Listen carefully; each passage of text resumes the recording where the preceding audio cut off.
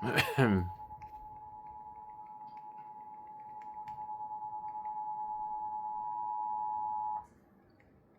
National Weather Service in Nashville has issued a severe thunderstorm warning for southwestern Dixon County in Middle Tennessee, northern Perry County in Middle Tennessee, southern Humphreys County in Middle Tennessee, western Hickman County in Middle Tennessee, until 5 p.m. Central Daylight Time.